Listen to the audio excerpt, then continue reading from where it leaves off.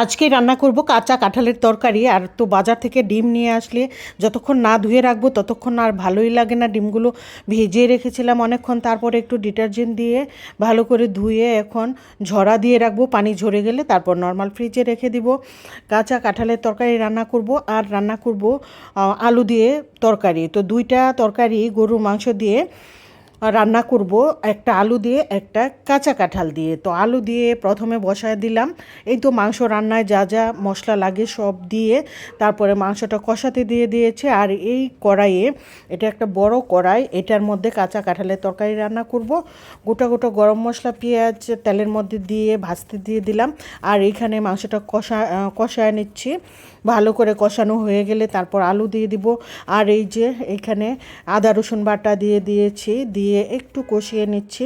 তারপর আস্তে আস্তে বাকি মশলাগুলো দিয়ে দিব। আর এইখানে হচ্ছে আলুর সাথে কষানোর জন্য, সরি, আলুর সাথে না, মাংসের সাথে কষানোর জন্য আলুটা দিয়ে দিলাম। আলুটা আজকে সেদ্ধ করে দিয়েছি, আলু সেদ্ধ করে ছিলে রেখেছিলাম। তারপরেই তো একটা টুকরা দিয়ে দিয়েছি। এটা হচ্ছে রংপুরের আলু। এটা একটু একটু অন্যরকম ড্যাব ড্যাব, কীরকম একটু লম্বা টাইপের, খেতে কিন্তু খুব মজা রংপুরের এই আলুটা। যাই হোক, এইখানে হচ্ছে তো এটা কি, এটা হচ্ছে মাংস ছোট ছোট করে অল্প মাংস দিয়ে কাঁঠাল রান্না করব আমি। বেশি একটা মাংস দিলে অবশ্য মাংস একটা রান্না করতেছে, আর কাঁঠালের তরকারিতে অল্প মাংস দিলেই হয়ে যায় আর ভালো লাগে খেতে। রান্না করার পর দেখা যায় যে কাঁঠালটাই বেশি মজা লাগে। এই তো মশলার মধ্যে মাংসটাকে কষিয়ে এখন এই তো কেটে ধুয়ে যে আমি সংরক্ষণ করে রেখেছিলাম ডিপ ফ্রিজে কাঁঠালটা, ওই কাঁঠালটা বের করে রেখেছি, দিয়ে দিলাম। এখন এখন কাঁঠালকে ভালো করে কষিয়ে নিয়ে তারপর একটু ঝোলের পানি দিয়ে দিব। ঝোল দিয়ে ঢেকে দিয়ে রান্না করে নেব। তো এইখানে হচ্ছে রান্নার ফাঁকে লিলি সব কিছু আমাকে গুছায় দিয়ে এখন সে ফ্রিজ পরিষ্কার করতেছে। যাই হোক, করা শেষ প্রায়, এখন বাইরের সাইডটা পরিষ্কার করে নিচ্ছে। আর লিলির ছেলে ইমরান, সে তো মানে সবার পেছন পেছনে ঘুরঘুর করে। ও এখন বাসায় না থাকলে ভালোই লাগে না, মানে সবার মন জয় করে ফেলছে ও। এরকম একটা মায়া পড়ে গেছে ওর দিকে। এই তো ও সারাক্ষণ তার চশমা নিয়ে ব্যস্ত। ঈদে একটা চশমা কিনে দিয়েছিলাম, এইটা সারাক্ষণ তার হাতে থাকবে।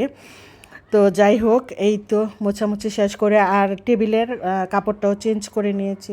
টেবিলে আরেকটা ক্লথ দিয়ে দিব।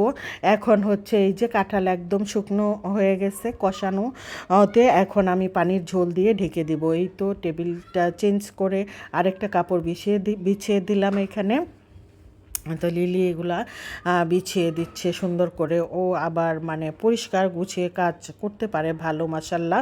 আর এদিকে কথা বলতে বলতে আমার তরকারিটা হয়ে গেছে। আলু দিয়ে যে গরুর মাংসটা রান্না করতেছি এইটা প্রায় হয়ে আসছে, আর একটু হয়ে গেলে নামিয়ে নেব। আর কাঁঠালেও ঝোল দিয়ে দিয়েছিলাম কাঁঠালের তরকারিটা। এই তো এরকম হয়েছে, জালে জালে আরও একদম ঝুরা মাংসের মতো ভাজা ভাজা হয়ে যাবে। অনেকে দেখি কাঁঠালের তরকারি মানে ঝোলও রান্না করে অনেক দেশে, ওইটাও ভালো লাগে। আমি কিন্তু আজকে একদম মানে শুকনা শুকনা করে রান্না করতেছি, খুবই মজা ছিল। এটা একদিন রান্না করলে 2 দিন খাওয়া যায়। আজকের ভিডিও এই পর্যন্তই। আল্লাহ হাফেজ।